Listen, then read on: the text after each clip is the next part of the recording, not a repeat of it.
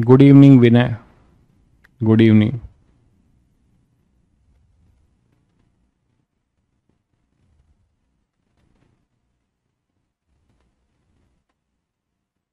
क्या बात है बच्चे, आज कोई क्लास चल रही थी क्या आप लोग की अभी?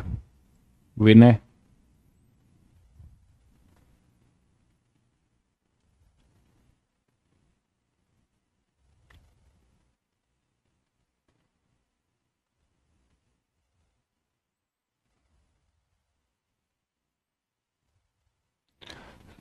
अनुज, कैलाश, संचिता, सभी को good evening.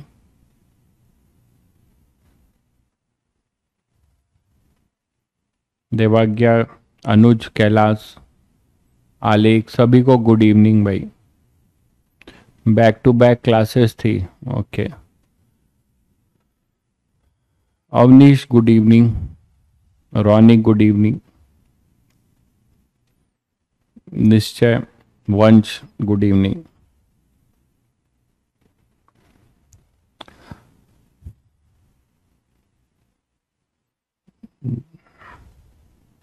Deepak good evening. अच्छा, फ्राइडे को 4 क्लासेस हो जाती हैं।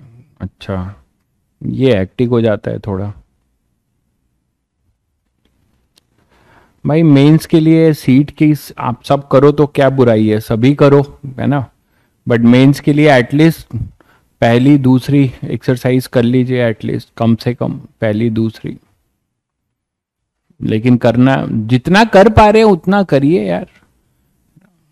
पहली दूसरी कम से कम कर लीजिए। बट मेंस के लिए अगर एक्सक्लूसिव मेंस के लिए हैं तो आप सीट के जगह पे फिर नॉर्मल क्वेश्चन ज़्यादा करिए, वो ज़्यादा फायदेमंद होगा। अगर आपका जेई मेंस टारगेट है तो सीट छोड़कर फिर आप डीपीपी और लेक्चर को देखने के बाद पीवाईक्यू और उससे related JEE Mains related question ज़्यादा करिए फिर। भाई 260 में रैंक आपकी काफ़ी अच्छी, मतलब परसेंटाइल में का आइडिया दे सकता हूँ। 260 में आप 99 पॉइंट वाले में आ जाएंगे। ठीक है, 99.9 की अगर आप 99.9 वाले कैटेगरी में आने के लिए ये मार्क्स है अपना 260 275। वो 99.91 99.99 भी हो सकता है, तो वो वेरी करेगा।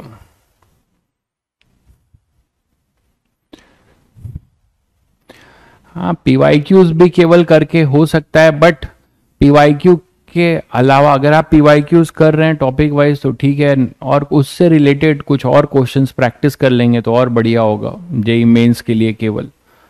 बाकी थ्योरी के इलिस्ट्रेशन जरूर याद रखिए या जरूर करिए, क्योंकि डायरेक्ट क्वेश्चंस भी उस पर मिलेंगे आपको। चलिए खैर आते हैं। तो टाइम वेरिंग मैग्नेटिक फील्ड पे हम लोग ने कल बहुत अच्छा क्वेश्चन एक किया भी था। एक और देखते हैं कि इंड्यूस इलेक्ट्रिक फील्ड निकालना सीखते हैं। Inside a spherical cavity, inside a spherical cavity, किसी स्फेरिकल कैविटी में हम इंड्यूस इलेक्ट्रिक फील्ड कैसे निकालेंगे, ये भी एक यूनिक है।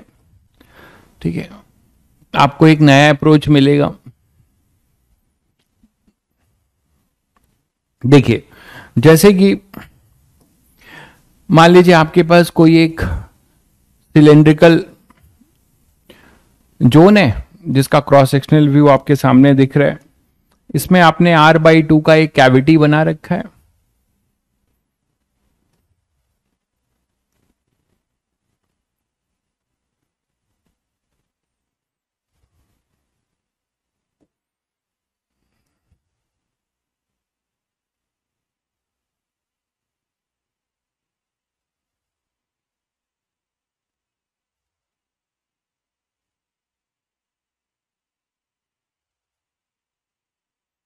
ठीक है, R/2 का आपने इसमें कैविटी बना रखा है।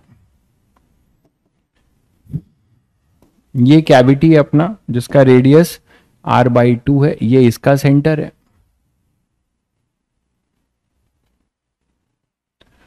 और ये सेंटर आपका,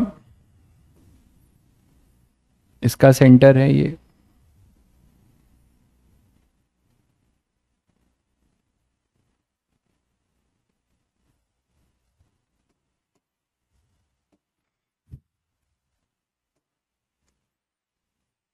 तो ये इसका सेंटर है।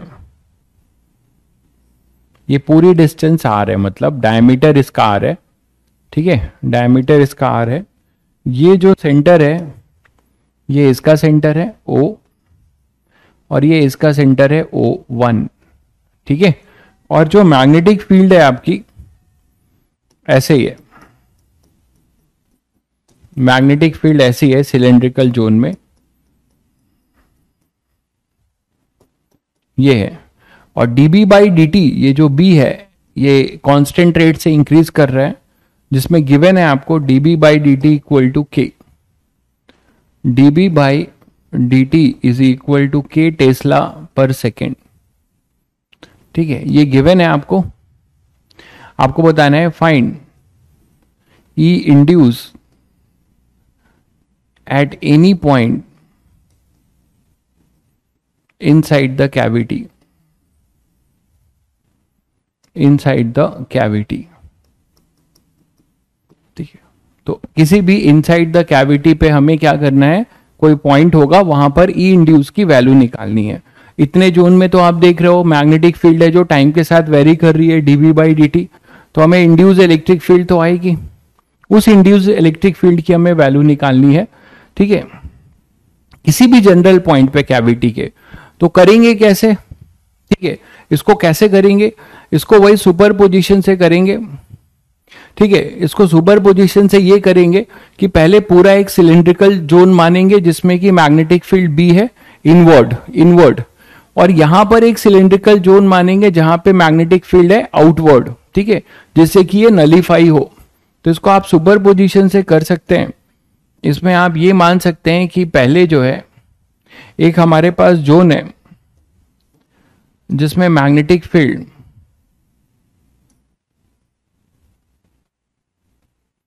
ऐसा है, और एक जोन है जिसमें मैग्नेटिक फील्ड ऐसा है। इसमें मानेंगे कि मैग्नेटिक फील्ड इनवर्ड है,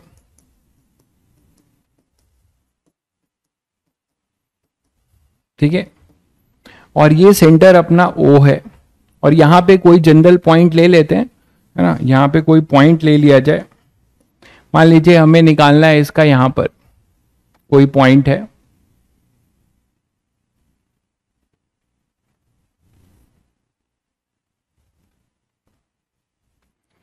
तो O पॉइंट पे यहां पे कोई P पॉइंट ले लेते हैं जहां पे हमें ये इंड्यूस इलेक्ट्रिक फील्ड चाहिए। तो यहां से इसकी डिस्टेंस कुछ R1 ले लेते हैं, ये डिस्टेंस यहां से कुछ R1 ले लेते हैं, और ये डिस्टेंस यहां से कुछ R2 ले लेते हैं, ये R2, ठीक है, और ये डिस्टेंस ले लेते हैं कुछ R1,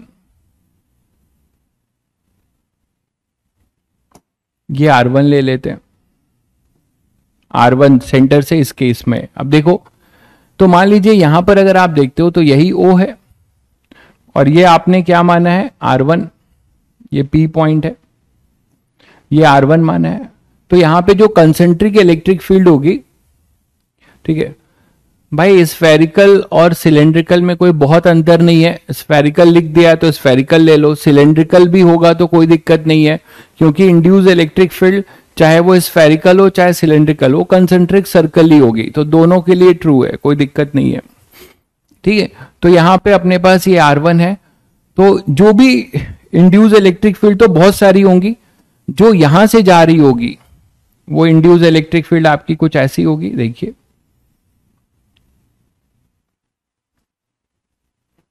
जो इस R1 रेडियस की इंड्यूस इलेक्ट्रिक फील्ड होगी वो कुछ ऐसी होगी, देखिए, और इस R1 रेडियस की जो इंड्यूस इलेक्ट्रिक फील्ड होगी वो कैसी होगी, इसके परपेंडिकुलर होगी, ऐसे।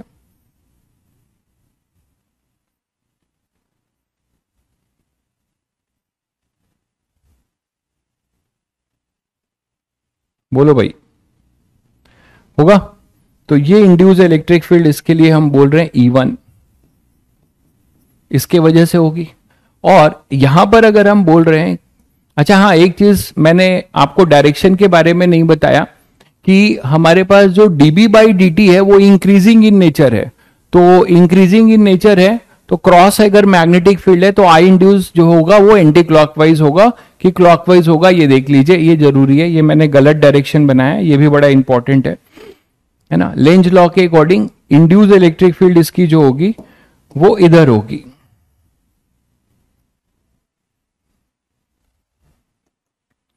तो इंड्यूस इलेक्ट्रिक फील्ड E1 इधर होगा, ये मानते हैं। इस तरीके से जाएगा, इसमें जो आई इंड्यूस होगा वो ऐसा होगा, ठीक है। ऐसे बहुत सारी होंगी, हमें मतलब किस वाले से है, ऐसे बहुत सारी कंसेंट्रिक इंड्यूस इलेक्ट्रिक फील्ड होंगी, है ना, बट हमें मतलब अभी P वाले से है, तो हमने केवल एक ही बनाया है। इसी तरीके से जब आप इस पर आओगे तो इसमें हमने क्या माना है, डॉट। उल्टा मानेंगे क्योंकि न्यूट्रलाइज तभी होगा। वहां पे हम नहीं करते थे क्योंकि वहां वेक्टरली माइनस कर देते थे, यहां वेक्टरली माइनस करने का कोई स्कोप नहीं है, तो मैं माइनस की जगह पे क्या कर रहा हूं, यहां पे ये मान रहा हूं कि मैग्नेटिक फील्ड अपनी ऐसे है, ये भी वही है dB/dt, यही मानेंगे कि इसमें equal to k tesla per second, और इसमें भी यही है dB/dt equal to k tesla per second, ठीक है। तो इसके लिए हमारा जो P पॉइंट होगा वो कैसा होगा, P पॉइंट अपना ये रेडियस था, तो हमने यहां पे कहीं पे P पॉइंट बनाया है ऐसा। तो इसके लिए जो इंड्यूस होगा वो भी एक कंसेंट्रिक बनेगा, ऐसा कुछ।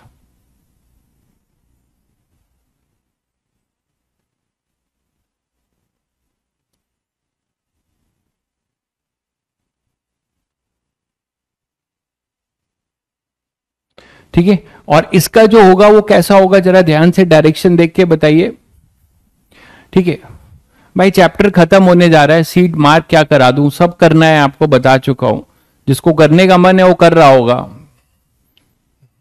मार्क क्या करूं, लगभग मैंने आपको बहुत पहले 3-4 लेक्चर पहले ही बता दिया था कि लगभग सब खत्म है, आप सब कर सकते हैं। यहां पर जो है ये आउटवर्ड है, ठीक है, आउटवर्ड है। तो जब ये आउटवर्ड है तो सभी को पता है कि ये इंक्रीजिंग है। जब ये आउटवर्ड है और इंक्रीजिंग है तो जो आई इंड्यूस होगा वो कैसा होगा, इसको अपोज करे। तो अपोज करने के लिए इसमें अपना कैसा होगा, क्लॉकवाइज, है ना, क्लॉकवाइज होगा। तो इंड्यूस यहां की जो डायरेक्शन होगी वो ऐसी मानी जाएगी, इस तरीके से,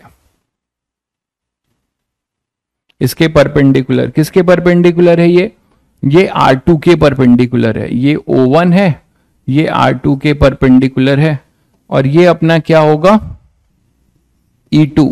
समझ गए। अब इसी का हमें सुपर पोजिशन देखना है यहां पर। तो इस चीज को अगर आप सुपर इंपोज करना चाहते हो, है ना, अब मैंने डायरेक्शन लिया है तो ऐसे करेंगे, डायरेक्शन उल्टा लिया है तो माइनस की बात नहीं सोचेंगे, बस वेक्टरली ऐड करेंगे। तो आप इन दोनों का जो सुपर पोजिशन आएगा, इन दोनों का जो सुपर पोजिशन आएगा वो क्या आएगा, यही आएगा। और इस चीज को अगर आप यहां बनाओ, इस चीज को यहां बनाओ तो कैसे दिखा सकते हो, ये दोनों वेक्टर, E1 वेक्टर आपका ऐसा है, देखिएगा, इसके परपेंडिकुलर, ठीक, और E2 वेक्टर है इसके परपेंडिकुलर, E2 है इसके परपेंडिकुलर। दिख रहा है सभी बच्चों को, ये अपने पास हो जाएगा E2, ये है अपना E1, ठीक है। अब चलिए पहले E1 और E2 की वैल्यू तो लिख लें। E1 की वैल्यू लिख लेते हैं। E1 क्या हो जाएगा, E1 हो जाएगा, इसमें पहला वाला फॉर्मूला लग जाएगा, कौन सा, R/2 dB/dt। क्यों, क्योंकि जितने जोन में अपना मैग्नेटिक फील्ड है और उतने ही जोन में हमारा इंड्यूस वाला है ना। दूसरा फॉर्मूला कब लगता है, उसमें आपको बहुत ध्यान रखना पड़ेगा कि कुछ एरिया में हमारी टाइम वेरिंग मैग्नेटिक फील्ड है और उससे ज्यादा रेडियस पे हमें इंड्यूस निकालना है, तो वो फॉर्मूला आपका चेंज हो जाएगा, ठीक है। नहीं भी फॉर्मूला याद है तो आप डायरेक्ट कर सकते हो, E1 into 2πr1 equal to πr1 square dB/dt। मैं कुछ रटने के लिए बोलता ही नहीं हूं, तो यहां से E1 अपने पास हो जाएगा, वही आएगा R1/2 dB/dt। बोलो भाई, और dB/dt क्या है अपना, K है, तो K R1/2। इसी तरीके से E2 क्या हो जाएगा, E2 हो जाएगा अपने पास K R2/2, K R2/2। अब इस चीज को यहां पर आपने वेक्टर है ना, ये वेक्टर है, तो अब आपको क्या करना पड़ेगा, इसका रिजल्टेंट लेना पड़ेगा। चलिए इसको दूसरे पेज पे आते हैं, तो इसको मैं अलग से बना के दिखाता हूं आपको। ये कहानी है, देखो ये दोनों का सेंटर है था O और O1, ये अपना O था, ये O1 था, ठीक है। आपने कहीं पर यहां पे ये कुछ माना था, इधर P पॉइंट माना था और इसके लिए R2 माना था, ऐसा ही कुछ था, ठीक है। चलिए देखिए, अब ये आपने बताया था कि O1 के वजह से जो भी इंड्यूस इलेक्ट्रिक फील्ड होगी वो इस R2 के परपेंडिकुलर होगी,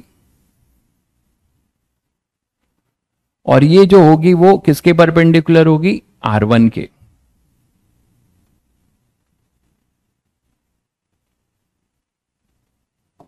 मतलब ये इसके परपेंडिकुलर है, ये इसके परपेंडिकुलर है, और कंपोनेंट थोड़ा ध्यान से लेना पड़ेगा आपको। मान लीजिए एंगल ये लेता हूं अल्फा, इसे बीटा ले लेता हूं, इसे अल्फा, और इसे मैं यहां से ये डिस्टेंस ले लेता हूं r, ये डिस्टेंस फिलहाल के लिए ले लेता हूं, अभी देखेंगे आगे, ठीक है, और इसको कुछ m ले लेता हूं। तो अब ये अपने पास E2 है और ये E1 था। तो अब जब कंपोनेंट लोगे, इनका कंपोनेंट लोगे तो क्या आएगा, देखो जरा, एंगल जज करो।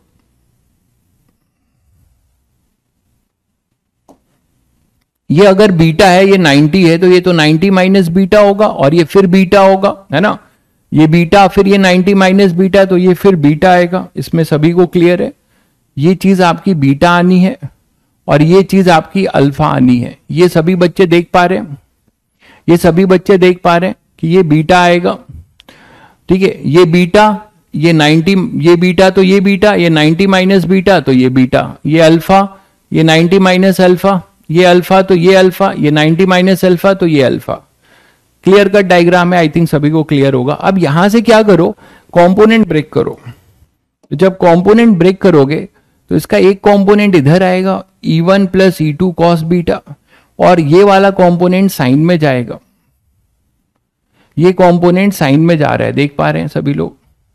तो ये कंपोनेंट आ रहा है अपने पास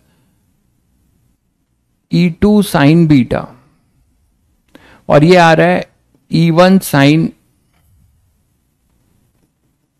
अल्फा, E1 साइन अल्फा, और ये हो जाएगा E1 कॉस अल्फा, और इधर ही आएगा plus E2 cos beta, E2 cos beta, E1 sine alpha हो गया, ये दोनों कॉस में आएंगे तो E1 cos alpha plus E2 cos beta. ये देख पा रहे हो सभी बच्चे, ये रिजल्टेंट आएगा। क्लियर है, एंगल सबस्टेंडेड एट आर्क ही एंगल रहेगा, एंगल सबस्टेंडेड बाय आर्क रहेगा, ठीक है। अभी हम उस पे आएंगे, देख लेते हैं अभी कैसे एलिमिनेट होगा। E1 और E2 की वैल्यू अब हमें पता है, अब हम वेक्टरली लिखना चाह रहे हैं, तो हमें इंड्यूस P पॉइंट, ये P पॉइंट है अपना, यही P पॉइंट था जहां पे तुम्हें निकालना था। तो इस P पॉइंट पे दो फील्ड आई है, एक x डायरेक्शन में और एक y में। तो जैसे y वाले की बात करो तो क्या लिखोगे जरा बताओ, E इंड्यूस y क्या लिखोगे, वो लिखोगे E2 sign beta minus E1 sine alpha, यही लिखोगे। अच्छा, E2 की वैल्यू क्या थी, E2 की वैल्यू थी अपनी, ये R2 था, ये ध्यान रहे, ये R2 था, ये R1 था। तो साइन E2 क्या था अपने पास, K R2/2 और K, dB by D T के था। अब साइन बीटा देखना क्या है, साइन बीटा अपने पास आ रहा है R upon R two, sine beta आ रहा है R upon R two minus E1 कितना था, वो था के आर वन अपॉन टू, और यहां से साइन अल्फा आ रहा है R upon R one. Tension खत्म हुआ तुम लोगों का, टेंशन खत्म हुआ कि सर ये जो एंगल हमने अननोन माने थे ये कैसे निकलेंगे, इसकी जरूरत नहीं पड़ रही है। आप देख रहे हो ये जीरो आ रहा है, R one cancel, R two cancel, तो ये जीरो आ रहा है, ये जीरो आएगा। ठीक है, चलिए अब अगर मैं बोलूं कि ई इंड्यूस एक्स की बारी है तो उसमें आप क्या लिखेंगे, E1 cos alpha plus E2 cos beta minus I cap में होगा अगर आप वेक्टर लिखेंगे तो E1 की वैल्यू अगर वेक्टरली लिखना चाहते हैं तो आप वेक्टरली लिख सकते हैं, माइनस में होगा। ठीक है, तो अगर आप ये वेक्टरली लिख लेंगे बाद में, पहले मैग्नीट्यूड लिख लें। E1 क्या हो जाएगा, E1 सभी को पता है के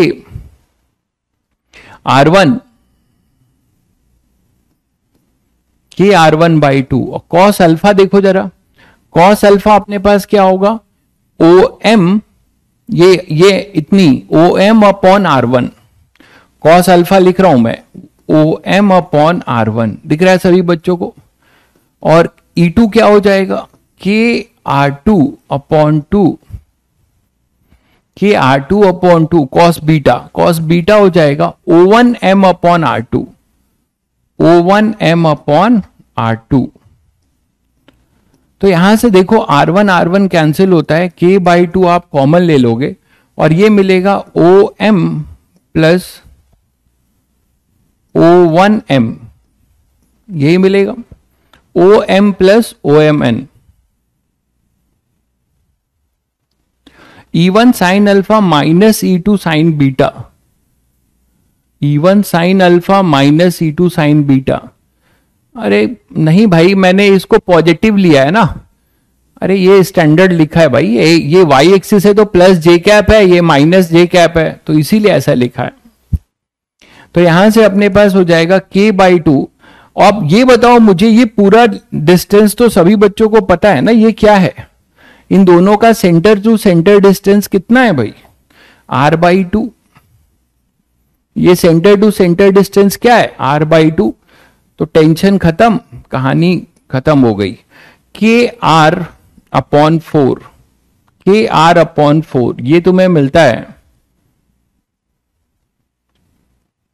अच्छा वो अल्फा कहां गया, अच्छा K था वो, ठीक है।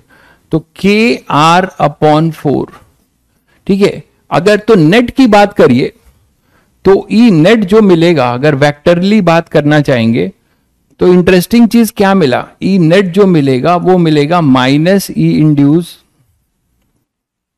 इंड्यूस एक्स, है ना, एक्स वाला ये, और नेगेटिव में तो माइनस KR/4 आई कैप, ऐसे लिख सकते हैं, माइनस KR/4 आई कैप, ठीक है।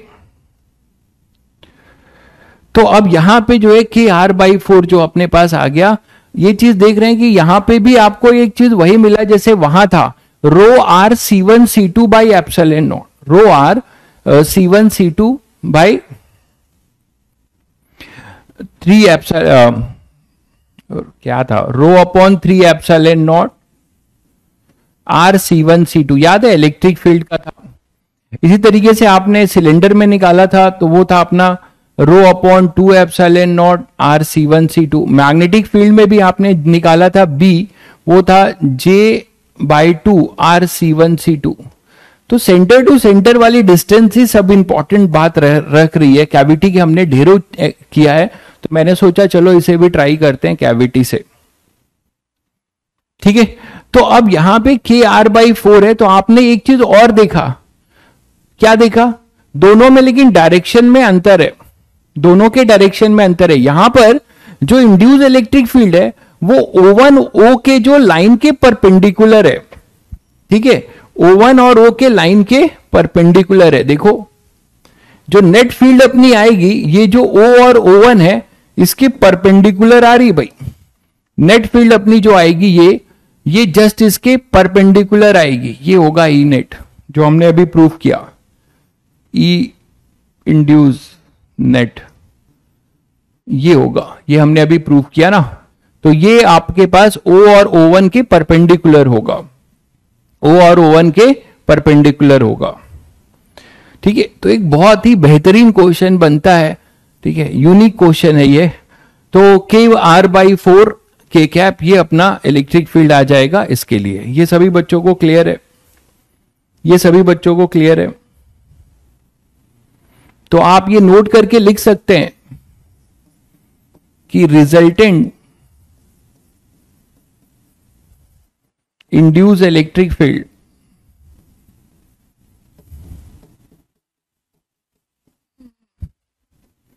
is perpendicular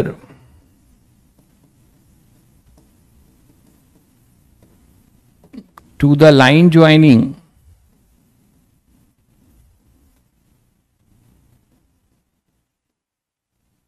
O and O1, मतलब सेंटर। ठीक है, कैपिटल आर इसका रेडियस है भाई, ये नहीं लिखा है क्या मैंने, लिख देता हूं। कैपिटल आर इसका रेडियस है, ये है अपना कैपिटल आर, ये है अपना कैपिटल आर। ठीक है भाई, ये है अपना कैपिटल आर। तो ये पूरा जो है R/2 होगा, ये तो दिख ही रहा है सभी को। ये जो डिस्टेंस है अपनी वो R/2 होगी, O से O1 वाली, वही लिखा गया है। ये डिस्टेंस अपना R/2 है। अब क्लियर होगा सभी को? चलिए एक लास्ट क्वेश्चन इंड्यूस का। मान लीजिए आपके पास एक XY प्लेन है, एक XY प्लेन है इस तरीके से,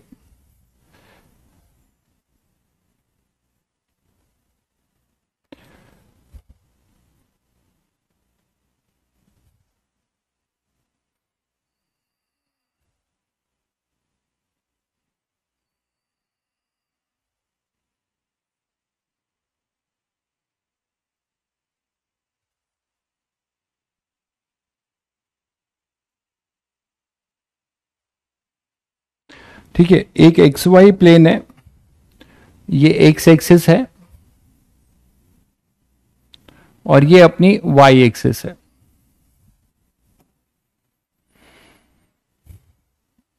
आपने क्या किया है, यहां पर एक कंडक्टिंग रिंग रखा हुआ है। इसमें जो है आपने क्या किया है, एक इसी के प्लेन में एक कंडक्टिंग रिंग रखा है। ठीक है, रिंग कंडक्टिंग है और इसी के प्लेन में है। और आपने एक मैग्नेटिक फील्ड स्विच ऑन किया है, ये रिंग है, कंडक्टिंग रिंग है, इसके बारे में है, ये कंडक्टिंग रिंग है।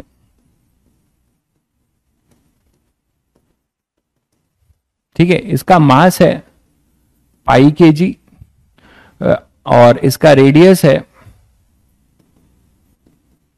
रेडियस कैपिटल आर ले रहा हूं क्योंकि रेजिस्टेंस भी लूंगा, तो रेडियस स्मॉल आर। ठीक है, स्मॉल आर जो इसका, या कैपिटल आर कर लो, जो भी करना चाहो यार। तो रेडियस अपना जो है वो है 1/2 मीटर। ठीक है, और इसका जो रेजिस्टेंस है are, resistance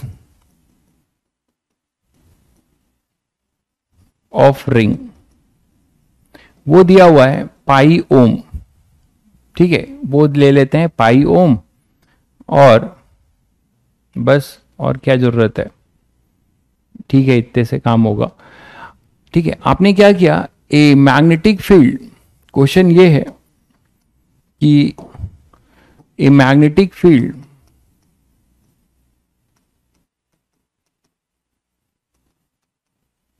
B vector equal to 2J cap plus T² K cap is switched on. आपने एक मैग्नेटिक फील्ड जो है, 2 dimensional magnetic field switch on कर दिया। शोभित भाई बोल रहे हैं कि सर क्लास में एडवांस लेवल के क्वेश्चन होते हैं कि मेंस लेवल के। अब भाई शोभित, मैंने आपको बताया हुआ है, कई बार ये बात मैंने डायलॉग मारा हुआ है कि अगर आप IIT के रियल एस्पिरेंट हैं तो ये आपको बताना चाहिए कि हमारे सर जो है क्या कराते हैं। ये आपको बताना चाहिए, आपको रियल चेक करना चाहिए, रियलिटी चेक आपको आना चाहिए कि हमारे सर हमें क्या बताते हैं, क्या सिखा पाते हैं। तो अगर आप रियल आईआईटी के एस्पिरेंट हैं तो आपको ये खुद पता होना चाहिए कि हमारे सर क्लास में किस लेवल की पढ़ाई पढ़ाते हैं। ठीक है, ये मैं क्या बताऊं, मैं तो बोलूंगा कि मैं तो क्या कहता हूं कि एडवांस लेवल कराता हूं, लेकिन मेरे बोलने से क्या आप रिलेबल होंगे? क्या ये वो सतयुग है? क्या वो सतयुग है ये कि वो टीचर भी उसी लेवल का मोरल है और बच्चा भी उसी लेवल का मोरल है? नहीं भाई। ठीक है, कि वो अपनी जबान से कुछ बोल रहा है तो 100% सत्य बोल रहा होगा, ऐसा नहीं है। ठीक है, ठीक है मेरे भाई। तो अगर इसीलिए तुम लोग को कहा है कि जब पढ़ने में मन ना लगे या थक जाओ तो आप जो है एडवांस का या मेंस का पीवाईक्यू पलटो, कम से कम पलटो, आधे घंटे पलटो चैप्टर वाइज, जिससे कि तुम्हें ये पता चले कि एक्चुअल टेस्ट क्या है। जब आपको खाने का टेस्ट पता होगा ना, तभी आप रियल रेसिपी जो है बनाओगे।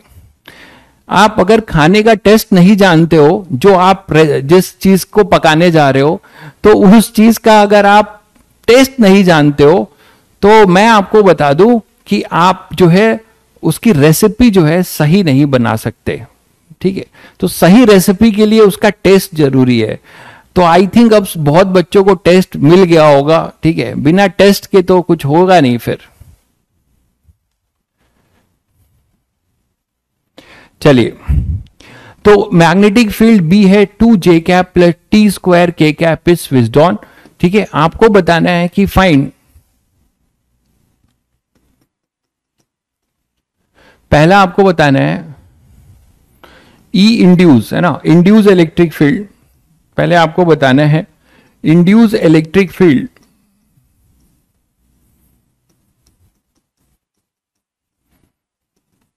कब बताना है? When ring starts toppling. तो रिंग जब टॉपल करने लगे, ठीक है, रिंग बिना उठाए जो है उठने लगे, ठीक है, ग्रेविटी को मात देने लगे। रिंग जब उठ रही है अपने आप, मतलब वो रिंग जो है ग्रेविटी को मात देगी, समझ रहे हो? तो ग्रेविटी को जो है ये मात दे देगी जिस समय इंड्यूस इलेक्ट्रिक फील्ड, उस समय का तुम्हें बताना है, when ring starts toppling.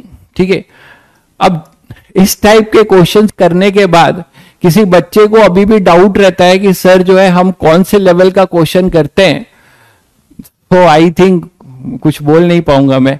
Induce electric field when ring starts toppling, और ये एक लेक्चर की बात नहीं है, आए दिन ऐसी हर लेक्चर में ही वही चलती है। Induce electric field when ring starts toppling, ठीक है, ये आपको बताना है। दूसरा, total heat dissipated, total heat dissipated, total heat dissipated, ठीक है, from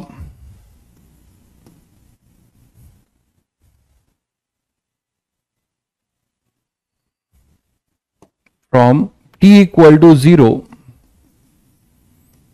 to the time when ring starts toppling।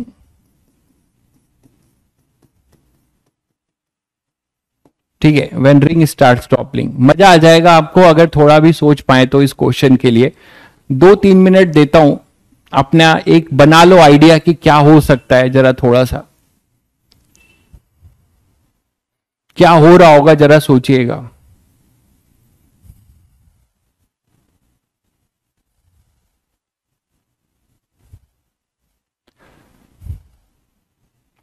और 12th के बच्चे हो तुम लोग, 11th में कहीं ना कहीं तो किसी कोचिंग और कहीं ना कहीं तो पढ़ ही रहे होगे। ठीक है,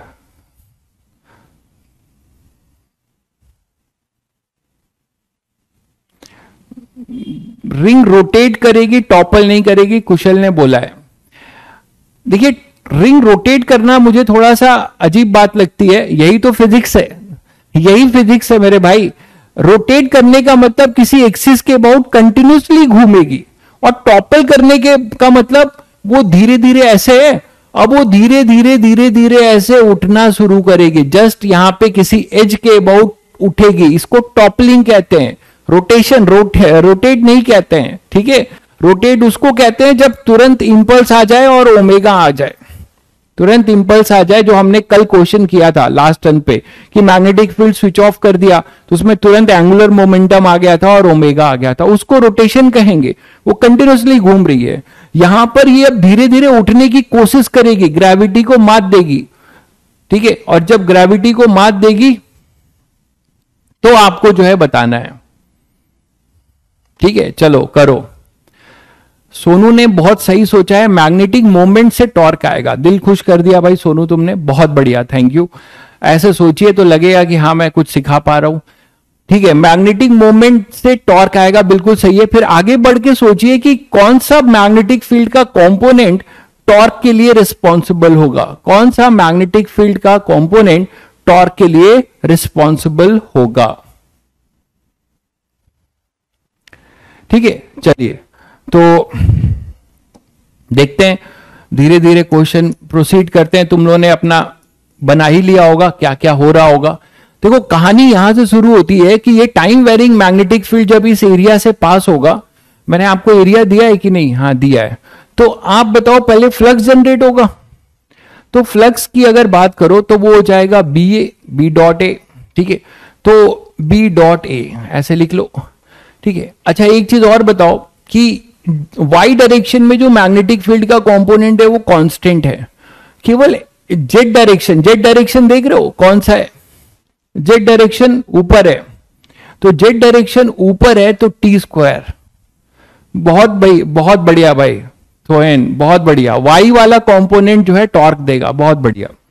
तो यहां पे टी स्क्वायर जो है के कैप। आप एक ऐसे स्टूडेंट हो जो हमेशा सटीक आंसर देते हो, बस आपका नाम मैं जल्दी ले नहीं पाता हूं क्योंकि बहुत अजीब नाम है। तो टी स्क्वायर के कैप, तो टी स्क्वायर के कैप के लिए अब देखिए क्या हो जाएगा। फ्लक्स अगर आप करोगे तो यहां पे आप बी डॉट एरिया वेक्टर अगर आप लिख रहे हो, एरिया वेक्टर हम आउटवर्ड लेके चल रहे हैं इंड्यूस के लिए। आप यहां से अंदाजा भी लगा सकते हो कैसे। यहां पे टाइम वेरिंग मैग्नेटिक फील्ड, ये तो कांस्टेंट है, ये बढ़ रहा है टाइम के साथ। तो जब ये यहां से बढ़ेगा, है ना, जब ये यहां से बढ़ेगा तो इसमें जो फ्लक्स होगा वो इंक्रीज करेगा, ठीक है। फ्लक्स जो अपना होगा वो इंक्रीज करेगा, और जब फ्लक्स इंक्रीज करेगा तो आई इंड्यूस ऐसा होगा जो इसको इस तरीके से डिक्रीज करे। तो आई इंड्यूस अपना ऐसा होगा।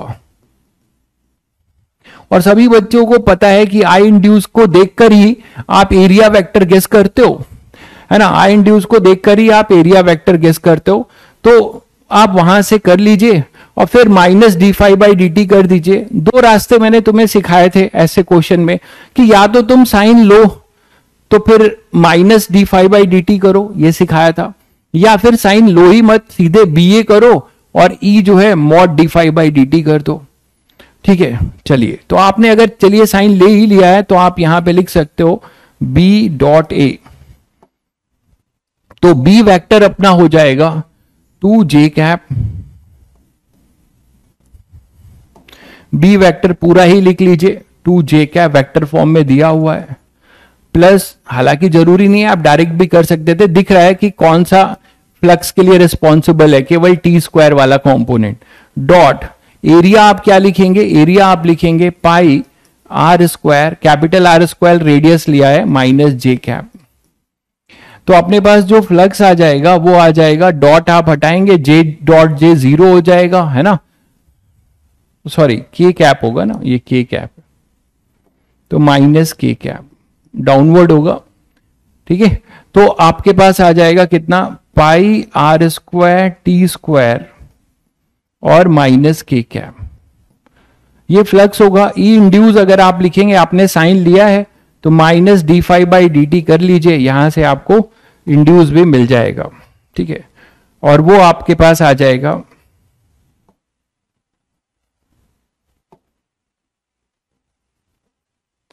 अरे फ्लक्स है ना भाई, क्या कर रहा हूं मैं, ठीक है। तो ये माइनस हो जाएगा के डॉट के 1, तो यहां से minus D five by D T अपने पास क्या हो जाएगा, माइनस माइनस प्लस, तो ये हो जाएगा अपने पास pi R square 2t, that is 2 pi R square T. तो that is your induce EMF. ठीक है, ई फील्ड पाई आ रहा है, ठीक है, देख लेते हैं। 2 pi R square into T, ये इंड्यूस आ जाएगा ईएमएफ। ठीक है, अब इस इंड्यूस ईएमएफ से इंड्यूस इलेक्ट्रिक फील्ड की बात हो रही है, उस पर हम अभी आते हैं। तो एक इंड्यूस आपके पास ईएमएफ ये आया, और ये इंड्यूस ईएमएफ कैसे आया होगा? ये जो टाइम वेरिंग मैग्नेटिक फील्ड का एक कंपोनेंट है, वो इसी डायरेक्शन में ई इंड्यूस प्रोड्यूस किया होगा। आपने जो डायरेक्शन निकाली लिया है आई का, तो इसी डायरेक्शन में ई इंड्यूस होगा। और इसके लिए रिस्पॉन्सिबल कौन है? सभी बच्चों को पता है कौन रिस्पॉन्सिबल है इसके लिए। इसके लिए रिस्पॉन्सिबल है मैग्नेटिक फील्ड का टाइम वेरिंग कंपोनेंट, जो कि के कैप है। ठीक है, तो आई इंड्यूस की अगर बात करें, तो आई इंड्यूस की बात कर लें पहले। आई इंड्यूस अपने पास कितना आ जाएगा? आई इंड्यूस आ जाएगा ई इंड्यूस अपॉन में रेजिस्टेंस। रेजिस्टेंस मैंने स्मॉल दिया हुआ था, तो वो कितना दिया हुआ है? पाई। तो ये अपने पास आ जाएगा 2 पाई आर स्क्वायर अपॉन में pi into T, that is 2 R square T. Induce I induce आ गया अपने पास 2 आर स्क्वायर टी। यहां तक सभी बच्चों को क्लियर है? आई इंड्यूस सभी को क्लियर है? ठीक है, अब ध्यान से देखो कि आई इंड्यूस आ चुका है। अब टॉर्क की बात करते हैं, पहले इस पे आएंगे। अभी पहले हमें ये निकालना पड़ेगा ना कि वो टाइम कौन सा होगा जब ये उठना शुरू करेगा। जब इसका नॉर्मल रिएक्शन 0 होगा, तो वो टाइम कौन सा होगा कि उस टाइम पे ये टॉपल करना शुरू करे, ऊपर उठना शुरू करे। ऊपर क्यों उठेगा? देखिए यहां पे 2 फील्ड लगेगी, ये तो इंड्यूस है, ये इंड्यूस है।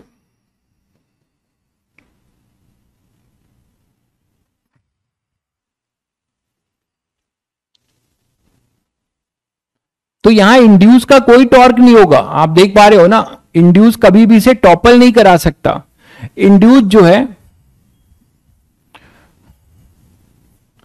कौन सा ओम, क्या कह रहे हो? पाई। पाई तो मैंने लिख दिया ना, रेजिस्टेंस, ये सही तो है। पाई ओम है भाई, ओम एसआई यूनिट है मेरे भाई, ओम लेफ्ट नहीं किया है। पाई जो है resistance of the ring is pi ohm, this is SI unit. इसको ये वैल्यू थोड़े है, ये यूनिट है मेरे भाई। तो यहां तक आ गए। अब मेरा ये कहना है आपसे कि जो ये ई इंड्यूस होगा, ये ई इंड्यूस जो है इसको टॉर्क नहीं दे पाएगा। टेंजेंशियली इसको जो है रोटेट कर सकता है ना, रोटेट कर सकता है। और लेकिन हमें यहां पर क्या करना है? टॉपल की बात हो रही है, तो टॉपल कौन कराएगा? इसमें आई इंड्यूस है, तो इसमें एक मैग्नेटिक मोमेंट होगा। एम वेक्टर क्या लिखेंगे आप? मैग्नेटिक मोमेंट वेक्टर क्या लिखेंगे? Mu naught N I. N तो 1 है, म्यू नॉट इंटू आई, इसीलिए आई निकाला है, mu not into I induce. और मैग्नेटिक मोमेंट वेक्टर सभी बच्चे देख रहे हैं कि हमारे अकॉर्डिंग ये नीचे होगा, एम वेक्टर अपना नीचे होगा। ठीक है ना, मैग्नेटिक मोमेंट वेक्टर नीचे होगा। अब आपको टॉर्क लिखना होगा, तो टॉर्क जो मैग्नेटिक इसका टाउ बी जो होगा, वो होगा एम क्रॉस बी। ठीक है, मैग्नेटिक मोमेंट आप लिखना चाहते हैं वेक्टर फॉर्म में, तो लिख लीजिए minus J cap, sorry minus K cap.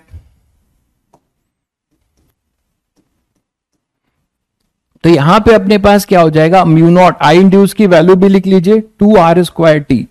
तो mu naught 2 mu naught R square T minus K cap. ठीक है, तो यहां पे अपने पास आएगा 2 mu naught R square T minus K cap cross, ये जो पूरा होगा 2 J cap plus T square के कैप। अब आप यहीं से देख रहे हो कि जब क्रॉस लेंगे, ठीक है, जब क्रॉस लेंगे, अरे क्या लिख रहा हूं, एन आई ए होता है ना, तो एन तो वही है, म्यू नॉट कहां से आ गया? ये मैग्नेटिक मोमेंट इज एन आई ए, बिल्कुल एन आई इंड्यूस इंटू ए, और ये होगा minus K cap. Number of turns यहां पे 1 है। आई इंड्यूस कितना है? 2 आर स्क्वायर 2r²t। ये आई इंड्यूस हुआ, एरिया कितना हो जाएगा, एरिया हो जाएगा πr²। ठीक है, ये एरिया हो गया है ना, माइनस k कैप, वैल्यू बाद में पुट करेंगे। तो ये हो जाएगा अपने पास 2πr⁴ t minus k cap. सभी बच्चों को दिख गया, सही है। ये हुआ m वेक्टर, वो म्यू नॉट क्या लिख रहा था मैं। टॉर्क जो होगा, टॉर्क ड्यू टू b, वो हो जाएगा m क्रॉस b। तो 2πr⁴ t minus k cap cross, इसे लिखोगे तो ये आएगा 2j cap plus t² k cap. तो जैसे एक बच्चे ने शुरू से ही बता दिया था, ठीक है, एक बच्चे ने शुरू से बता दिया था कि इसका जो जे कैप वाला कंपोनेंट है वो टॉर्क के लिए रिस्पॉन्सिबल होगा। क्यों? क्योंकि के क्रॉस के सभी बच्चों को पता है वो 0 हो जाएगा। तो मान लो कोई इतना नहीं सोच पा रहा है तो वेक्टरली करता जाए, अपने आप चीजें मिलेंगी। तो आपको टाउ भी क्या मिलता है, वो मिलता है 4πr⁴t। और देखो इधर के क्रॉस जे, जे क्रॉस के होता है आई, के क्रॉस जे, ये के क्रॉस जे क्या होगा, माइनस आई, वो माइनस और माइनस प्लस आई। और अगर सभी बच्चों को ये याद होगा, सभी बच्चों को अगर ये याद होगा कि मैंने आपको एक कॉन्सेप्ट दिया था मैग्नेटिक फील्ड में कि natural axis of rotation, natural axis of rotation, जिस डायरेक्शन में टॉर्क होगा उसी डायरेक्शन में बॉडी जो है रोटेट करना चाहेगी। तो हमें क्या मिला, हमें जो टॉर्क मिल रहा है वो प्लस आई कैप में मिल रहा है ना। कोई डायरेक्शन से ये शॉर्ट कर सकता है, जो बच्चा स्मार्ट है बहुत ज्यादा, वो ये सब जो है अपना स्टेप बचा सकता है। कैसे? वो एम देख लिया और बी में उसने देखा कि ये के कैप तो होगा नहीं, जे कैप वाला होगा। तो जे कैप के लिए ये माइनस के कैप और जे कैप से डायरेक्ट जो है आंसर लिख सकता था। तो यहां तक खैर सभी बच्चे आ गए। यहां आने के बाद अब आपको क्या करना है, ये जो मैग्नेटिक मोमेंट का जो टॉर्क है, वो मैग्नेटिक मोमेंट का जो टॉर्क है वो किसके टॉर्क को ओवरकम करे, ग्रेविटी के। ऐसा क्वेश्चन करा चुका हूं मैग्नेटिक फील्ड में भी, उसी को इससे मैंने रिलेट करके बनाया है। तो अगर ग्रेविटी को ओवरकम करे तो आप खुद देखिए क्या होगा। अब इसकी टॉपलिंग किस साइड से होगी, ये सभी लोग गेस कर पा रहे हो। ये जो एक्सिस है अपना, ये एक्स एक्सिस के लॉन्ग, ये ऐसे टॉपल करेगा। टॉर्क आपका देखिए, आपकी एक्सिस किधर आई है, टॉर्क का डायरेक्शन किधर आया है, टाउ ड्यू टू बी इधर आया है, एक्स एक्सिस के लॉन्ग, ठीक है ना। टाउ ड्यू टू बी जो है इधर आएगा, ये है ना रिंग। अब ये टाउ ड्यू टू बी तो कैसे उठेगा भाई, ये रिंग है, ठीक है। अब ये कैसे उठेगा, ऐसे उठना चाहेगा। तो जब ऐसे उठेगा तो अपने एज के अबाउट उठेगा ना मेरे भाई, अपने एज के अबाउट उठेगा, ठीक है।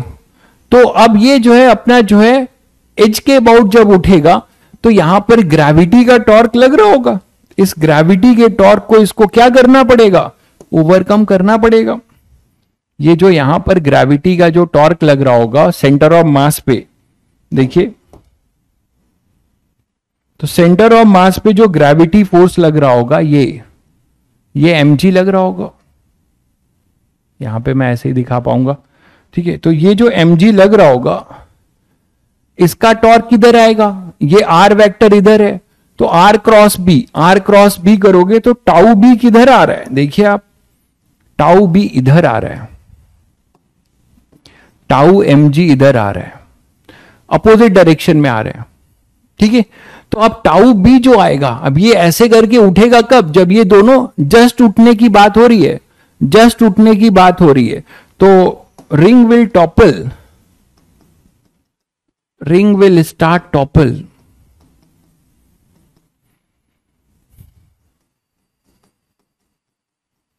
व्हेन टाउ बी, क्योंकि टाइम निकालना बहुत जरूरी है, तभी तो सारी चीजें होंगी कि किस टाइम पे ऐसा होगा। तो इसका टॉर्क जो है सभी बच्चों को पता है, ये तो रेडियस है r, तो mg इंटू आर, ये mg इंटू आर होगा। और इसका टॉर्क आप लोगों ने निकाला हुआ है, इसका टॉर्क क्या है, इसका टॉर्क है 4πr⁴t, 4πr⁴t, 4 पाई आर की पावर 4t। ठीक है, तो टाइम हमारे पास आ जाता है mg upon 4 pi R cube. ये वो टाइम है जब ये अपना रिंग जो है टॉपल करना शुरू करेगा। टाउ बी पेरीफेरी पे कैसे किया भाई? टेंजेंट जो एक्सिस होगा, आप ये बताओ ये ऐसे कैसे उठेगा यार? इसके अबाउट थोड़े उठेगा, टेबल पे रखा हुआ है। आप तो इतना मैकेनिक समझ पा रहे हैं। ये है किसी को कोई उठाना चाह रहे हो, किसी रिंग को उठाओगे तो अपने एज के अबाउट ही उठेगा ना, तो इसीलिए इसको टेंजेंट के अबाउट किया है।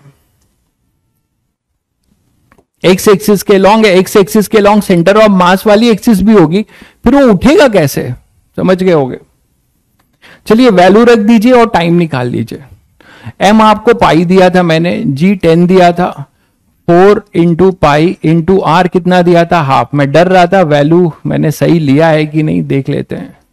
ये क्यूब हो जाएगा, तो पाई वाला तो चलो मैंने कैंसिल कराया। ये 8 होगा, 8 ऊपर जाएगा तो 2, तो ठीक है, वैल्यू ठीक ही आ गई। 20 सेकेंड, तो 20 सेकेंड में ये उठना शुरू करेगा। अब ये हमें टाइम मिल चुका है। ऊपर वाले एज के लॉन्ग टॉपल क्यों नहीं किया? ऊपर वाले एज कौन सी बात कर रहे हो? अरे ऊपर नीचे कहां है यार, ये दोनों एक ही प्लेन में। वो डिपेंड करेगा टॉर्क की डायरेक्शन पे ना। ऊपर वाले के लिए देखिए एंटी क्लॉकवाइज जब ये इधर उठेगा तभी टाउ भी इधर लगेगा, mg का इधर है, इसीलिए ये एज लिया गया है। ये एज अगर ले लेते हैं आप, ठीक है, तो mg भी इधर ही है और टाउ भी अपना इधर होता तो ये इसको घुमा थोड़े पाता। आप डायरेक्शन से देखिए आपको आइडिया मिल जाएगा। टाउ बी की जो डायरेक्शन है उसके अकॉर्डिंग ये ऊपर उठेगा, जब ऊपर उठेगा तभी तो ये टाउ बी इधर होगा। आप अगर ये ले लोगे और इसमें ऊपर उठाओगे तो टाउ बी माइनस में आएगा, tau B minus I cap में आएगा। अगर आप ये ऐसे उठाओगे इसको तो ऐसे तो उठ ही नहीं सकता ना, टाउ बी भी माइनस में और टाउ mg भी इधर, कैसे उठ पाएगा? ठीक है, तो ये t अपने पास 20 सेकेंड आ गया। अब आप आ जाइए, आपसे जो पूछा गया था आई इंड्यूस का एक्सप्रेशन आपने निकाल दिया हुआ है, ये रहा आई इंड्यूस, और ई इंड्यूस आपके पास ये है। ई इंड्यूस की वैल्यू क्या होगी? इलेक्ट्रिक फील्ड वाले के साथ रिलेट करिए, क्या होगा? Electric field induce into 2 pi R, this is equal to E induce, यही तो होगा भाई। तो अब बहुत, कल एक बच्चा इसमें भी कंफ्यूज हो रहा था, capital E induce into 2 pi R is equal to, E induce आपने अभी निकाल दिया है, ई इंड्यूस कितना है? 2 pi R square T, 2 pi R square T, देख लीजिए।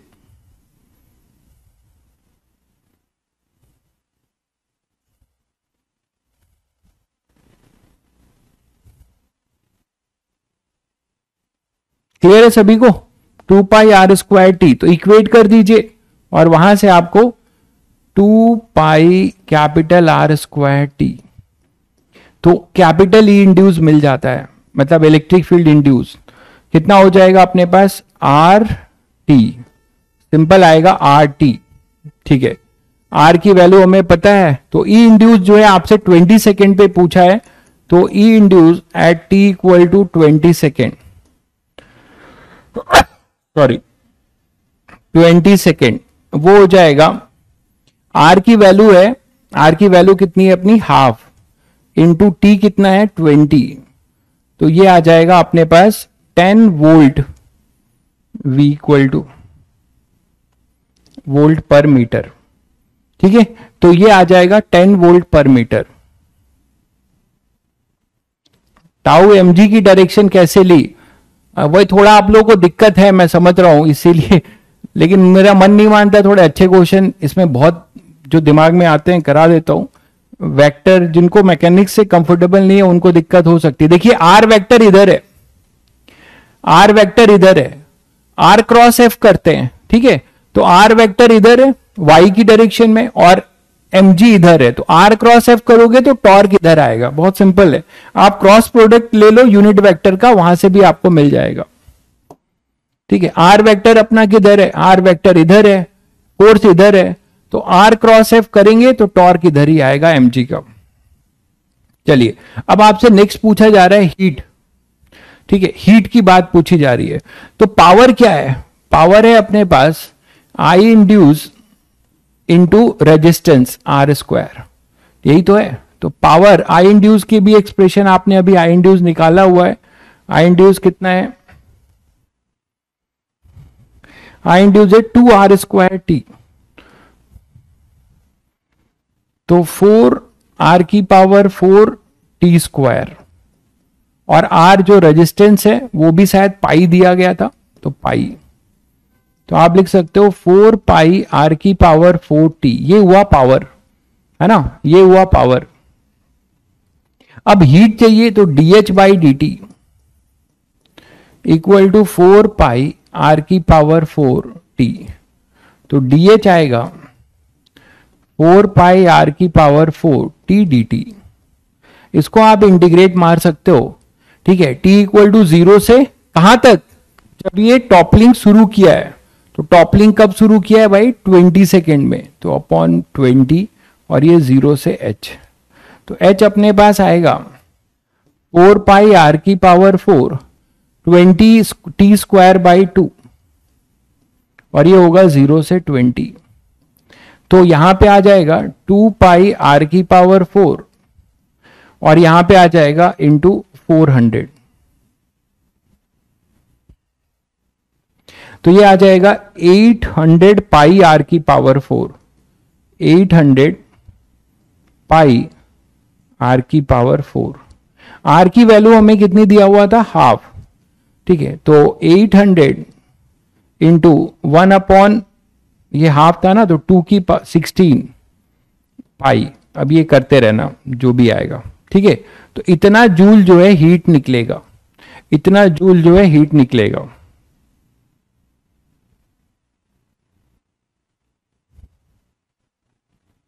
क्लियर है, ये सभी को क्लियर है भाई, ये सभी को क्लियर है।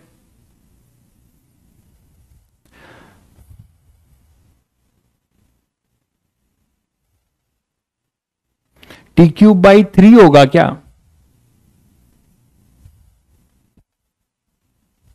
अच्छा डी बाई डी टी में टी लिख दिया है मैंने, टी स्क्वायर होगा। ठीक है, 4 पाई r की पावर 4 टी स्क्वायर होगा, सही है सही है, तो यहां टी क्यूब आएगा, बिल्कुल सही कह रहे हैं, तो कर लेना, ये यहां बस करेक्ट कर दे रहा हूं, तो ये हो जाएगा अपने पास टी क्यूब बाई 3। ठीक है, अब वैल्यू पुट कर लेना। ठीक है, 4 पाई r की पावर 4 अपॉन 3 टी क्यूब, मैं छोड़ रहा हूं, वैल्यू आप पुट कर लीजिएगा। ठीक है, तो ये अपना हीट आ जाएगा। ठीक है, अब आप यहां से अंदाजा लगा सकते हैं कि आप, भाई विश्वास, आपको अगर लेक्चर बोरिंग लग रहा है तो आप निकल लो यहां से। ठीक है, हम एनर्जेटिक लेवल से, मैं इससे ज्यादा क्या पढ़ाऊं, यही पढ़ा सकता हूं आपको। अभी मुझे एनर्जी आपको देखनी है कि आपको जो पढ़ाया जा रहा है वो देखना है। एनर्जी का मतलब, मैं आपको, दो टाइप के टीचर होते हैं भाई। जब आप, आपके घरों में जो है टाटा स्काई होगा, है ना भाई विश्वास भाई, आपके घर में टाटा स्काई होगा, तो जब हम वो चैनल स्टार्ट करते हैं तो उसमें एक ऑटोमेटिकली बाय डिफॉल्ट एक चैनल आता है, जो आता है नाप तौल, जिसमें कुछ लड़के लड़कियां आते हैं, बहुत चिल्लाकर जो है कपड़ा सामान कुछ बेच रहे होते हैं, ये ले लो वो ले लो। देखिए आपने मतलब ये फील किया होगा, डेली लाइफ का एग्जांपल बता रहा हूं। तो उस टाइप से भी लोग पढ़ाते हैं। ठीक है विश्वास भाई, उसको उस टाइप से भी लोग पढ़ाते हैं। उस टाइप से फिजिक्स नहीं समझ में आएगी। ठीक है, तो आपको एनर्जी चाहिए तो कहीं और देखिए, जहां पे लोग कूद रहे हो, नाच रहे हो, गाना गा रहे हो, वहां जाके आप पढ़िए। यहां अपना समय जाया कर रहे हैं आप, फिर यहां आप अपना समय जाया कर रहे हैं। ठीक है, आपको ये सब क्वेश्चंस कराने के बाद भी आपको एनर्जी चाहिए, इसमें एनर्जी से आपको लेना देना है, तो अलग बात है। चलिए, तो ये मैंने दो क्वेश्चन आपके लिए चुना था कि भाई सोचा था कि इसको रिलेट करूं और कराया मैंने। तो ये टाइम वेरिंग मैग्नेटिक फील्ड के साथ रिलेट किया। कितनी कॉन्सेप्ट आपने एक क्वेश्चन किया, आपने एक क्वेश्चन किया, इससे आपने कितने ऑब्जेक्टिव क्वेश्चन कर डाले, कितने ऑब्जेक्टिव क्वेश्चन कर डाले। ठीक है, चलिए नेक्स्ट आते हैं concept of mutual induction. Concept of mutual induction. और एक बात बता दो, सही मायने में पढ़ाने का एक फायदा भी है, क्योंकि वही पढ़ेगा जिसको पढ़ना होगा।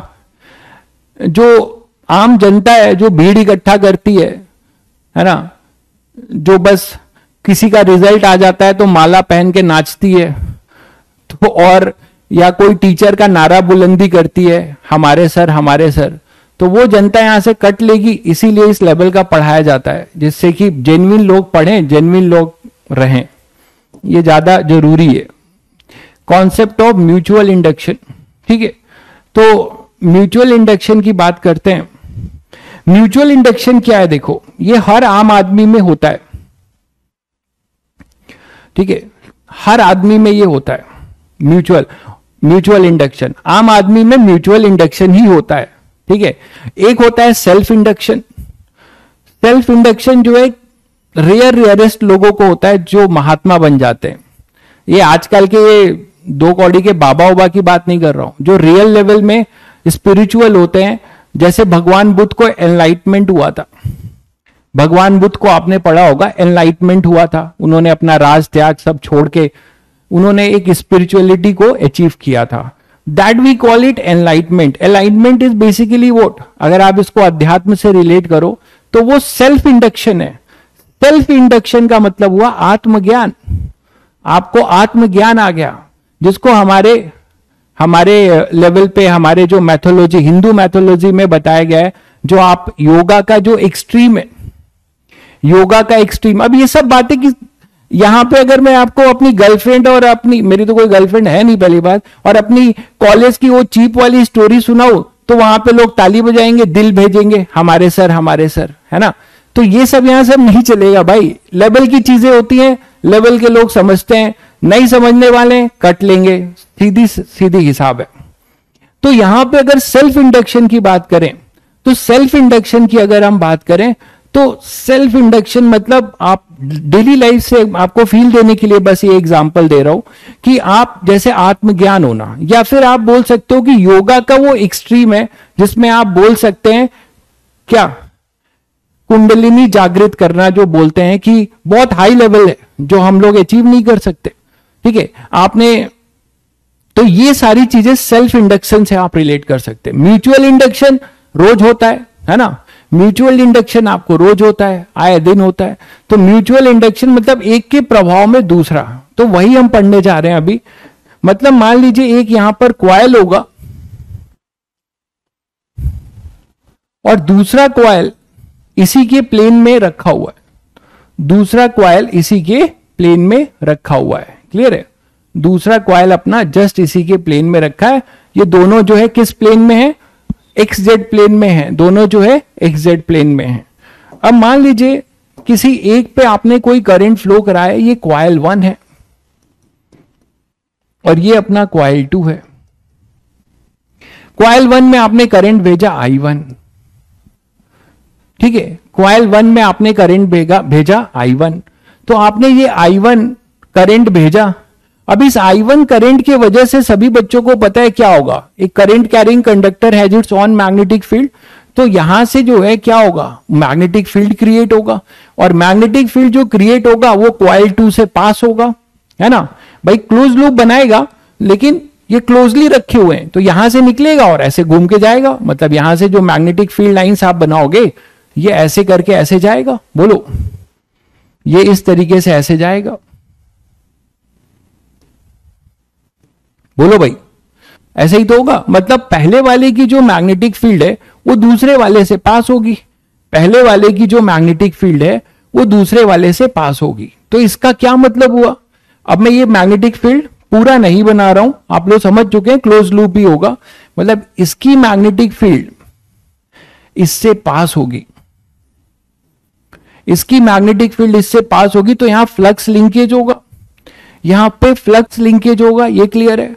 और वो फ्लक्स लिंकेज क्या होगा, फाई टू क्या लिखेंगे, तो जो भी फाई टू आएगा, ध्यान दीजिएगा, जो भी फाई टू आएगा वो इस मैग्नेटिक फील्ड के वजह से आएगा। ये है B due to one, B1 है ना, B1 के वजह से फ्लक्स आएगा 2 में। और ये जो B1 है वो किस पे डिपेंडेंसी रखता है, करंट I1 पे। उसकी जो इंटेंसिटी है वो किस पे डिपेंड करेगी, करंट I1 पे। तो आप ये बोल सकते हो कि phi two is directly proportional to I1, बोल सकते हो कि नहीं। तो यहां पर अपने पास क्या हो जाएगा, phi two is directly proportional to I1। ये पहले क्लियर है सभी को, phi two is directly proportional to I1। तो यहां से एक प्रोपोर्शनैलिटी कांस्टेंट हटता है, phi two is equal to वो होता है एम, फाई टू वन बोलिए म्यूचुअल है तो 2 पे 1 के वजह से, तो यहां आएगा M21 I1। तो ये M21 है प्रोपोर्शनैलिटी कांस्टेंट, जिसको आप कहेंगे म्यूचुअल इंडक्टेंस बिटवीन 2 and 1, है ना, mutual inductance of coil 2 due to 1, mutual inductance of coil 2 due to 1, ऐसे पढ़ सकते हैं।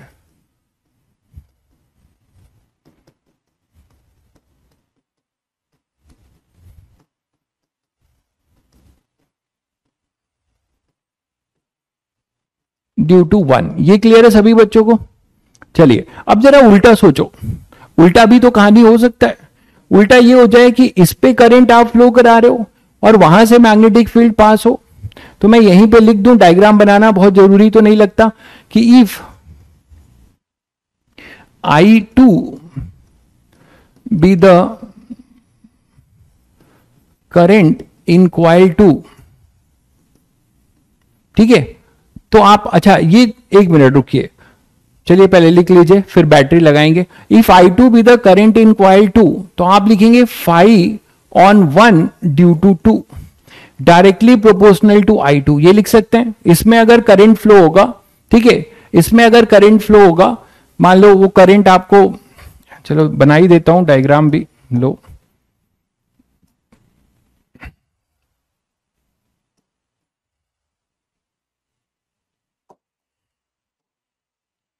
तो यहां पर अगर मान लीजिए अपने पास I1 हो जाए, I2, तो इसकी जो मैग्नेटिक फील्ड है वो ऐसे जाएगी,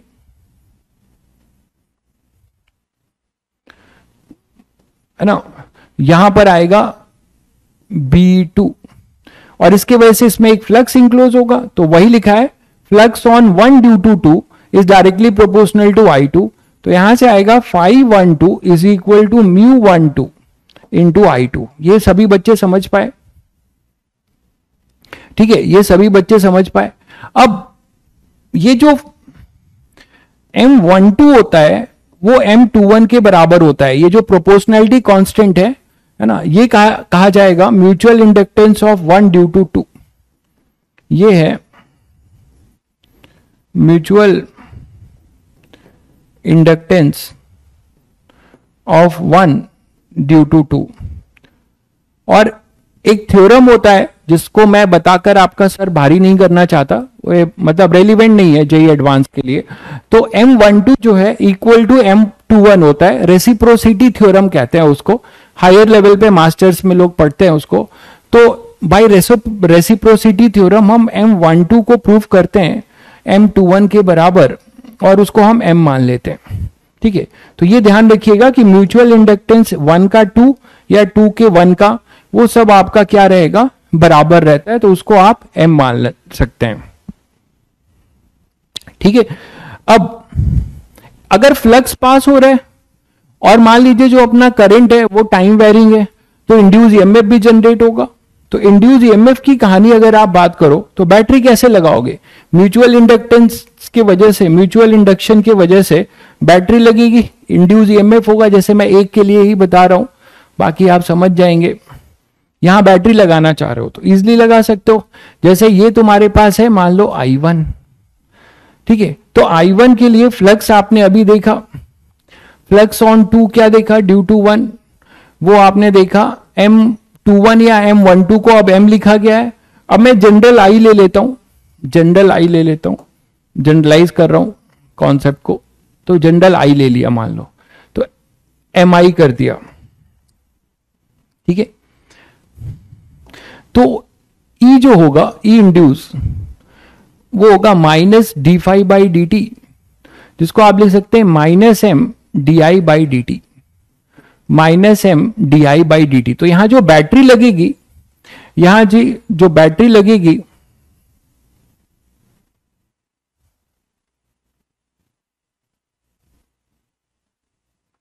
ठीक है, जो यहां पे बैटरी लगेगी ई इंड्यूस के लिए minus M D I by D T, ठीक है। तो बैटरी का ये मतलब है कि आप बैटरी ऐसे लगाओगे जो इसके रेट ऑफ चेंज को अपोज करे। फॉर एग्जाम्पल कि अगर मैं बोलूं कि ये इंक्रीजिंग है, बैटरी कैसे लगाओगे, इफ आई इंक्रीजिंग है,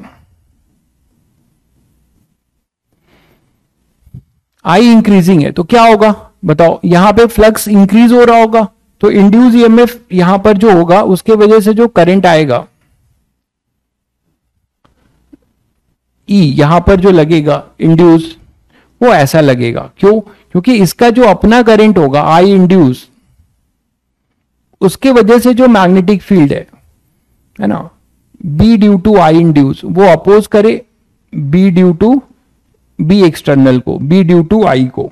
शायद समझ गए होंगे सब लोग, वही लेंज लॉ लग रहा है। तो आप ऐसे जो है एक बैटरी लगा देंगे जिसकी वैल्यू, अब बैटरी आपने लगा दी है तो आप यहां पे केवल उसकी वैल्यू लिखोगे M D I by D T, M D I by D T. तो इस तरीके से आप इसमें बैटरी लगा लोगे, ठीक है।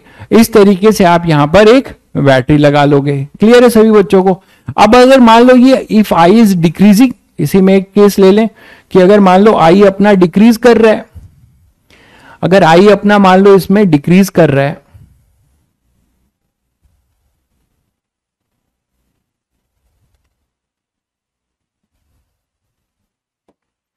अगर मान लो आई अपना इसमें, दूसरा केस लें कि इसी में आई अगर डिक्रीज करा दें, सेम सिनेरियो है, तो सब लोग समझ रहे हैं क्या होगा कि अगर ये आई है और आई अपना डिक्रीजिंग है विथ रेस्पेक्ट टू टाइम, तो सभी बच्चे बता सकते हैं कि क्या होने वाला है?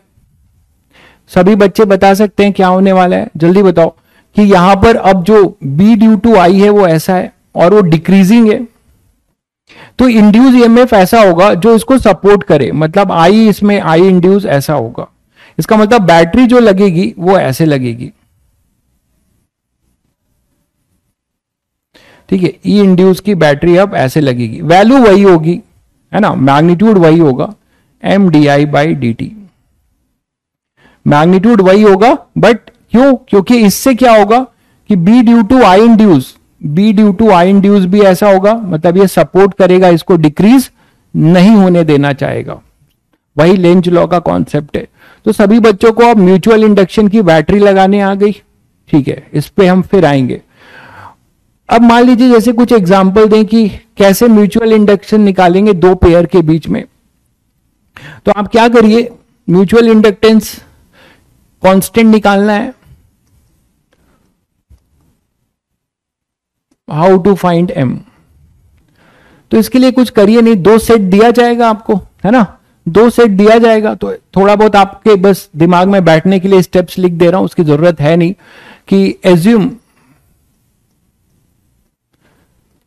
Any current in one of the loop or body, find flux enclosed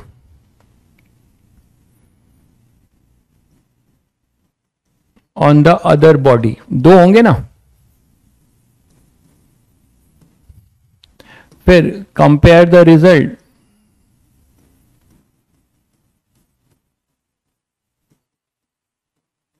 with phi is equal to M I, ठीक है। द कांस्टेंट टर्म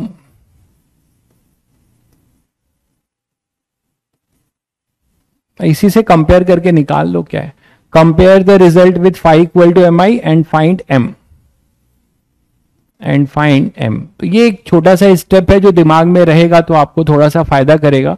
जैसे एग्जाम्पल लेंगे तो आपको और बेटर समझ में आएगा। जैसे पहला एग्जाम्पल देखिए, मान लीजिए हमारे पास एक इनफाइनाइट करंट कैरिंग कंडक्टर है, इनफाइनाइट करंट कैरिंग कंडक्टर है, और हमारे पास एक यहां पे लूप है, ठीक है। ये लूप यहां से ए डिस्टेंस पे रखा हुआ है और ये लेंथ एल है, स्क्वायर हो सकता है, रेक्टेंगल हो सकता है, चलिए मैंने स्क्वायर लिया हुआ है, ठीक है। अब ये दो सेट आपको दिया हुआ है, तो अब आपको क्या करना है, आपको जो है इसमें म्यूचुअल इंडक्टेंस निकालना है, इन दोनों का म्यूचुअल इंडक्टेंस निकालना है। मैंने आपको बताया था कि आपकी चालाकी इसमें होगी कि आप किसके वजह से किसमें फ्लक्स निकाल लेने में आसानी फील करते हो, है ना। आप यहां पे भी करंट मान के इसमें भी कुछ कर सकते हो, बट यहां से कैसे निकालोगे, तो सभी को पता है कि ये वाला जो है यहां मैग्नेटिक फील्ड प्रोड्यूस करेगा और फ्लक्स लिंकेज होगा, ये आप कर चुके हो, है ना, कई बार किए हो। तो आप यहां इंटीग्रेट करके निकालोगे और जो भी फ्लक्स आएगा आप इसमें आई मान लो, मैंने पहले ही मान लिया हुआ है क्योंकि आप यहीं से करोगे, इसी में आई मानोगे और इसके वजह से किस पे निकालोगे, लूप पे। क्या हो जाएगा, ये x डिस्टेंस पे आ जाओ और यहां पे एक dx। इंटीग्रेट क्यों करना पड़ेगा, सभी बच्चों को क्लियर ही है, मैग्नेटिक फील्ड नॉन यूनिफॉर्म है, मैग्नेटिक फील्ड हर जगह पे नॉन यूनिफॉर्म है, ये सभी को समझ में आता है। ये x है, ये अपना dx है, ठीक है, ये एक स्ट्रिप बनेगा। तो अब यहां से आप क्या कर सकते हो, मैग्नेटिक फील्ड निकाल लो, डी फाई क्या होगा, वो हो जाएगा बी ड्यू टू आई, वो हो जाएगा mu naught I upon 2πx, ठीक है, और एरिया इंटू डी ए, इसका एरिया मान लीजिए डी ए है, डी ए कितना होगा, एल डी एक्स, तो ये हो जाएगा एल डी एक्स। तो डी फाई अपने पास आ जाएगा mu naught I L upon 2π dx upon में x। इसको आप इंटीग्रेट कर दोगे 0 से फाई, और ये लिमिट मैंने x वायर से लिया है तो लोअर लिमिट a होगा, अपर लिमिट क्या हो जाएगा a प्लस एल। तो टोटल फाई जो आएगा वो आएगा mu naught I L upon 2π ln a plus L upon में a प्लस एल अपॉन में a। बोलो भाई, अब मैंने क्या बताया था आपको, कॉन्स्टेंट्स को अलग करो जरा, mu naught L upon 2π ln a plus L upon में a इंटू आई। इसको कंपेयर करोगे phi is equal to M I से, तो आपको m मिल गया कि नहीं, ठीक है, आपको m मिल जाएगा। m यहां पर आएगा mu naught L upon 2π ln a plus L upon में a। तो सभी बच्चे क्लियर है, समझ गए होंगे, सभी बच्चे समझ गए होंगे। जैसे कि दूसरा एक एग्जांपल लें, मान लीजिए आपके पास एक स्क्वायर लूप है और आपने इसके सेंटर पे एक छोटा सा और स्क्वायर लूप लगा रखा है, ठीक है। इसका जो साइड है, ये साइड A है और ये B है। इन दोनों के बीच में हमें म्यूचुअल इंडक्टेंस फाइंड करना है। अगर ये दिया गया है फाइंड M इफ ये दिया जा रहा है आपको B is much less than A, B is much less than A, तो ये मच का फायदा उठाइए आप, ठीक है, ये मच जो हो रहा है इसका फायदा उठाइए आप। B अगर बहुत छोटा है तो आपको क्या फायदा होगा, आप किसके वजह से किसमें फ्लक्स लिखने में ज्यादा आसानी फील करेंगे। ऑब्वियसली बड़े वाले की वजह से हम यहां पर सेंटर पे निकाल लेंगे, और बड़े वाला क्या है, ये स्क्वायर फ्रेम है, ठीक है, ये स्क्वायर फ्रेम है, कंडक्टिंग स्क्वायर फ्रेम।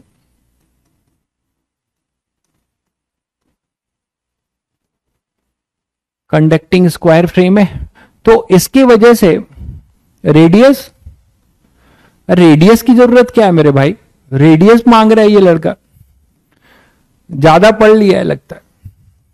आज 4 क्लास का असर दिख रहा है तुम लोग का, आज 4 क्लास का असर दिख रहा है, रेडियस मांग रहा है भाई अपना यहां के लिए। तो यहां पर एक 4 फाइनाइट वायर हो जाएगा भाई। आप अगर इसमें करंट मान लेते हो, देखो जरा सिमेट्रिकली है, तो इसके वजह से, एक की वजह से मैग्नेटिक फील्ड लिख सकते हैं सभी लोग। आपने मान लिया, एक एज्यूम कर लिया इसमें करंट आई, ऐसे ही तो बताया था, इसमें कुछ करंट एज्यूम कर लिया। अब इसके वजह से जो मैग्नेटिक फील्ड इसके सेंटर पे होगा, इसके वजह से जो मैग्नेटिक फील्ड इसके सेंटर पे होगा, वही पूरे लूप में माना जाएगा। ठीक है, वही जो है पूरे लूप में माना जाएगा। मानते हो कि नहीं? तो यहां पर अपने पास क्या होगा कि जो भी करंट कैरिंग ये स्क्वायर है, इसमें जो मैग्नेटिक फील्ड इस छोटे वाले, मतलब इसके अपने सेंटर पे जो होगा, वही पूरे छोटे वाले लूप में माना जाएगा ड्यू टू दिस। इसका क्या मीनिंग है, इसका मतलब समझ लीजिए। मतलब ये है कि magnetic field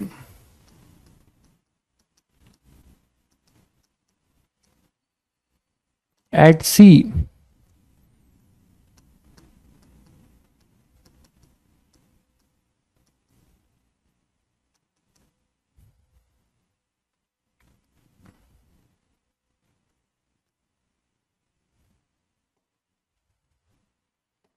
is same as in the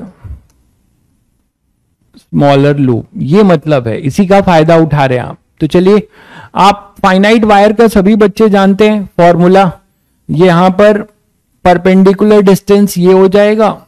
अब ये फॉर्मूला ही भूल जाओ तो अलग बात है। ये एंगल कितना होगा 45, ये भी 45 होगा, और परपेंडिकुलर डिस्टेंस ये जो d है वो कितना हो जाएगा a/2। ठीक है, तो एक वायर के लिए कितना हो जाएगा b due to 1 wire. Total flux आप निकाल रहे हैं, तो एक वायर के लिए लिख रहे हैं फील्ड μ0I/4πd, d के जगह पे लिख रहे हैं a/2, और sine alpha, sine θ1 plus sine θ2, याद है सभी बच्चों को, तो इंटू 2 साइन 45 डिग्री, ये तो हो गया b, लेकिन ये एक के लिए हुआ है तो इंटू 4, ये हो गया b, है ना, और into area of smaller loop, तो एरिया ऑफ स्मॉलर लूप क्या हो जाएगा इंटू b स्क्वायर। तो ये आ जाएगा फ्लक्स। एक लाइन में ऐसे क्वेश्चंस करेंगे आप, कोई दम नहीं है, बट जेई मेंस में या एडवांस में आते हैं क्वेश्चन, तो सभी के लिए आप इसी तरीके से निकाल लेंगे यहां पर, मतलब 4 टाइम्स कर देंगे। ठीक है, तो क्या हो जाएगा कैलकुलेशन कर लीजिए। ये 4 और 4 कैंसिल हो रहा है, ये 1/√2 बच रहा है, तो μ0I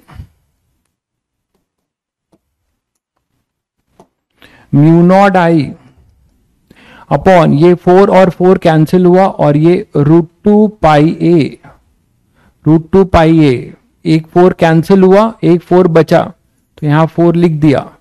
ठीक है, ये 4 2 से कैंसिल, पाई 1/√2 4b स्क्वायर। तो एक काम करो, कांस्टेंट को एक साथ रखो, b स्क्वायर और ये i, चेक करिएगा सब लोग। तो फाई अपने पास हो जाएगा, रेशनलाइज कर लो तो 2√2 आ जाएगा, है ना, 2√2 μ0b square upon πa into आई। तो इसको आप बोल सकते हो फाई इक्वल टू mi से कंपेयर करके ये m की वैल्यू आएगी, और m आ जाएगा 2√2 μ0b स्क्वायर अपॉन πa। ये आपका इंडक्शन, मैग्नेटिक इंडक्टेंस आ जाएगा, म्यूचुअल इंडक्टेंस। क्लियर है सभी को? चलिए एक क्वेश्चन इसी तरीके से एक और लेते हैं। मान लीजिए आपके पास एक सोलेनॉइड है, एक सोलेनॉइड है, टाइम बस बहुत कम है, चलो होमवर्क दे देता हूं, 2 क्वेश्चन आप करके लाएंगे। जैसे एक रिंग है और इसी के जैसा एक यहां पर छोटा रिंग है, इसी के प्लेन में, दोनों के प्लेन सेम है भाई, दोनों के प्लेन सेम है।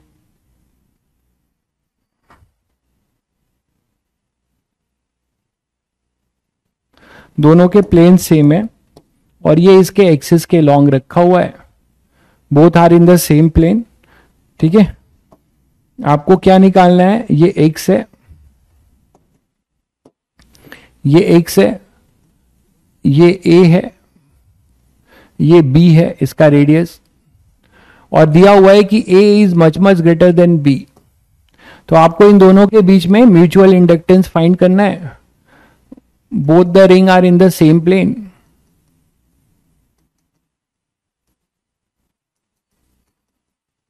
Are in the same plane. ठीक है, क्या क्या फाइंड करना है आपको, फाइंड करना है फाइंड एम, म्यूचुअल इंडक्टेंस इनमें फाइंड करना है। दूसरा आपको फाइंड करना है find force between two ring, force between two rings, एक दूसरे पे कितना फोर्स लगा रही होंगी ये फाइंड करना है। ठीक है, फाई कहां का फाई पूछ रहे हैं भाई लक्ष्य, मुझे समझ में नहीं आ रहा है कि कौन सा फाई आप पूछ रहे हैं, इसकी बात कर रहे हैं।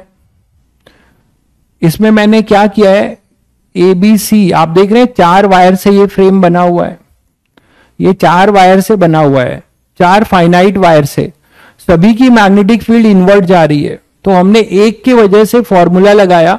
अब आपको फॉर्मूला नहीं पता होगा तो अलग बात है, mu naught I upon 4 pi D sine theta 1 plus sine theta 2, ये फॉर्मूला आपको बताया गया है मैग्नेटिक फील्ड में। इसी फॉर्मूले से यहां थीटा 1 थीटा 2 45 है, डी परपेंडिकुलर डिस्टेंस है जो a बाई 2 है, तो यहां से हमने फ्लक्स निकाला। एक की वजह से मैग्नेटिक फील्ड ये आया, तो ऐसा 4 के वजह से 4 टाइम्स किया, और इसके एरिया से ये फ्लक्स, ये मैग्नेटिक फील्ड छोटे वाले लूप के स्क्वायर के एरिया से पास हो रही है, तो बी स्क्वायर से इसको हमने क्या कर दिया, मल्टीप्लाई कर दिया। यही तो किया गया है, फिर फाई इक्वल टू एम आई कर दिया गया।